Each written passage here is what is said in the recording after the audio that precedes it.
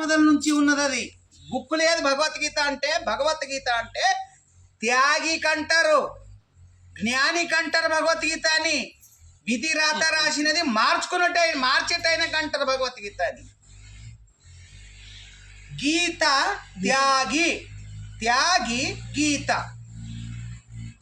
భగవద్గీత అని ఎందుకంటారంటే భాగ్యరేఖమును బదలాయించుకునేటైనకు గీత బదలాయించుకునే రాత బదలాయించుకునేటైన భగవద్గీత అంటారు. ఇది గురువు చెప్పేదే శిష్యులకు జ్ఞానోపదేశం భగవద్గీత.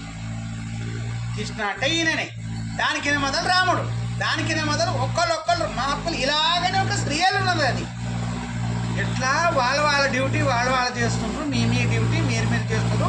వాళ్ళు మనిషి రూపంలో ఉన్నారు, మీరు ఒక రూపంలో వచ్చారు. వీళ్ళు ఒకటే. ఆ రోజు వాళ్ళు పంచగట్టిండ్రు, ఇప్పుడు పైకి. అప్పుడేమో బాణం ఉండే తలవారు, వాళ్ళే వీళ్ళున్నారు. అనంత కోటి జ్ఞానం, అనంత కోటి రూపం. ఏ రూపం కాదంటావు, ఏ రూపం లేదంటావు. ఇన్ని రూపాలు ఉన్నాయి. ఇవన్నీ గుర్తు కోసం పెట్టినవన్నీ. అక్కడక్కడ ఇక్కడ పలక అని చెప్తున్నా. పలక చూసినా వాళ్ళకి అవసరం ఉంటుంది. అయితే మరి లేకుంటే ఏమీ తెలియదు. అందుకని అక్కడొకటి శిలాపలకం రాసిరు.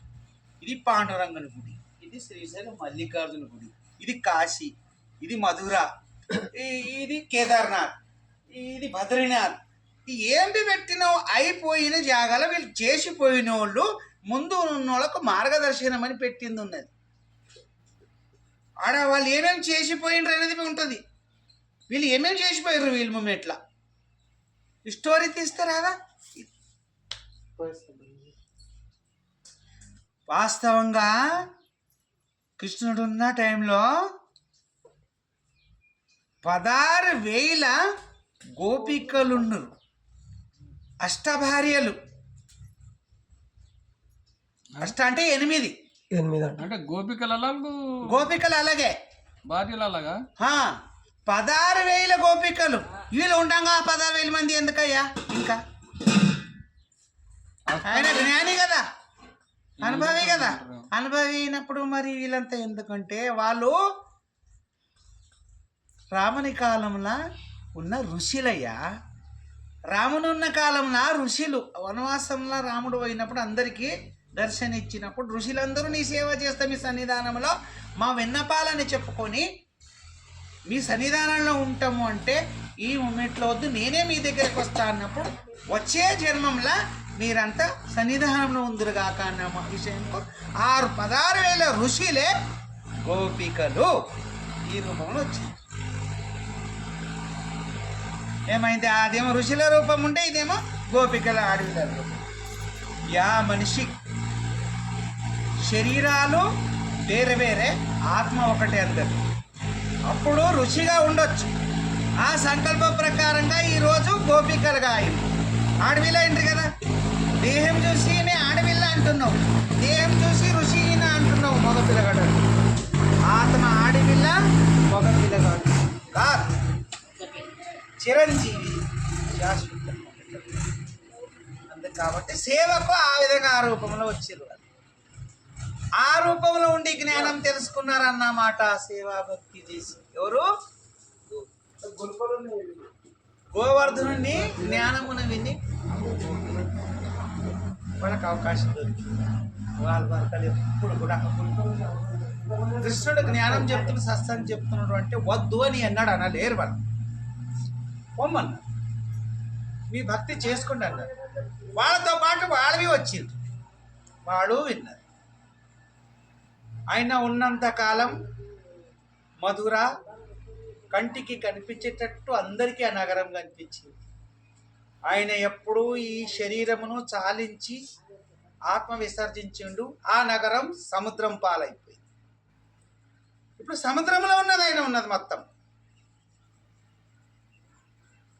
ఆయన ఉన్న రాజ్యం ఏమేమి ఉందో అది మొత్తం సముద్రంలోనే ఉన్నది. ఆయన ఉన్నంత వరకు ఒక చుక్క నీళ్ళు లేవు. అంత పెద్ద నగరం అది. ఇప్పుడే కట్టిన రానట్టు ఉన్నది, ఇప్పుడు ఇంకా కూడా ఉంది. కూర్చునేది నిలబడ్డది, పెద్ద పెద్ద భవనాలన్నీ.